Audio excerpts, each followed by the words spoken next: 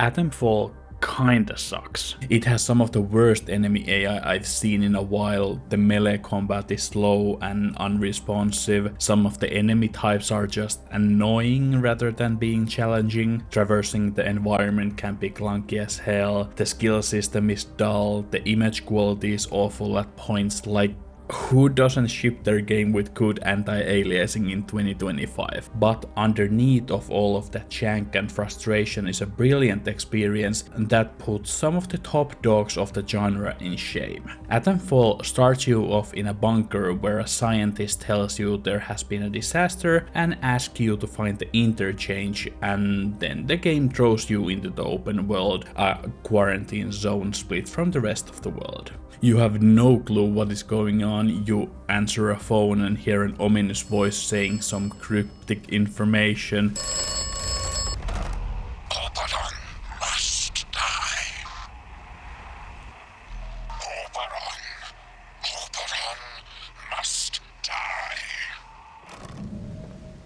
There are no map markers of where to go, you just have to go explore. And that's what first struck me about the game. There have been other games recently that is pushing back on the over-reliance of hand-holding in games, where every object is marked clearly and there is no sense of exploration, but I was still surprised how far this game pushes the idea. For example, in the first moments of the game I found this crashed helicopter, and inside it was a note that gave me the coordinates for a buried cache, and I actually had to open the map and mark the coordinates myself. Then I found the metal detector, and with it I could find the buried box.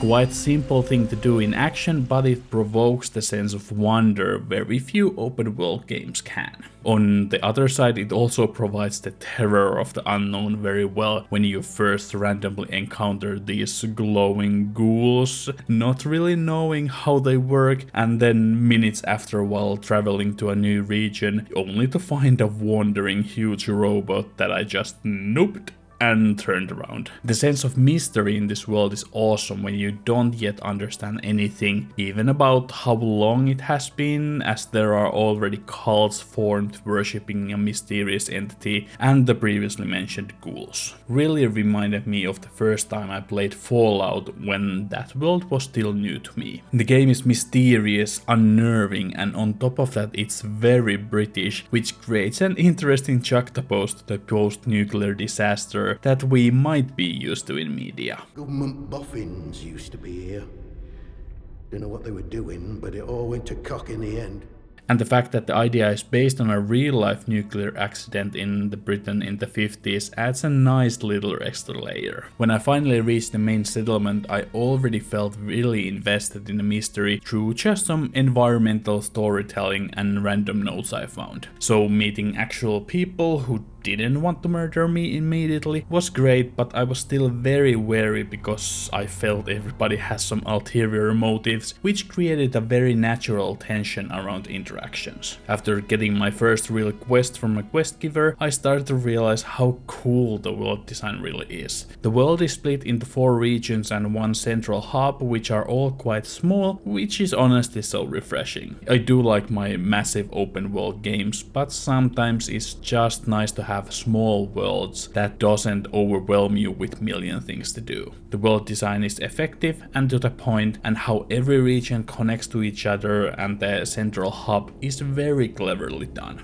The central hub, the interchange, is where the game's main quest lies, and it's also quite simple. You simply need to find all the entrances from the different regions and find certain amount of atomic batteries. But the genius lies in how you can gather them. You can go the traditional route of just doing quests for the main quest givers that usually result in you getting batteries, paths to main quest items, and more information about the interchange. Each quest line can also result in different endings. The endings are not that different from each other, but provide just enough changes to make you feel you have some agency. But you don't have to do that. You can just find the batteries, other items and the interchange entrances through exploration. You actually don't have to talk to a single NPC throughout the game. You can even kill every single NPC and the game is still beatable. Of course, you missed a lot of the story, but the fact you can do it is so freaking cool to me. After I had beaten the game, I went to YouTube to check the different endings, and that is when I realized I had totally missed one of the main quest givers in the game. I explored quite a lot, and like I said, the areas are not that big,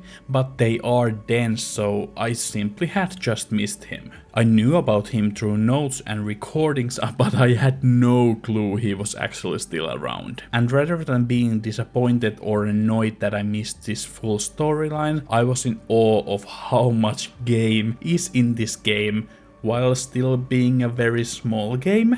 And that is what shocked me about Atomfall. This game achieves something I did not know was possible. Let's compare it to a normal Bethesda game like Fallout 4 that can easily be 80 hours to complete. Then you have the more concise recent Obsidian RPGs like Outer Worlds, for example, hitting that 30-hour range. And then you have Atomfall, a game that invokes the similar open world experience, hits most of the same notes, has a lot of the same quirkiness of the open world, and overall scratched that Fallout shaped itch for me, but manages to do it in less than 15 hours. That is insane to me. Like, I don't get how they managed to compress this mysterious open world experience into such short package without it feeling it was missing something. Could it have been longer and bigger? Sure, but it definitely didn't need to. And for that I do have to applaud the team at Rebellion. Even more so considering that they have been doing just Sniper Elite games for the past 15 years and now doing something totally different is quite awesome.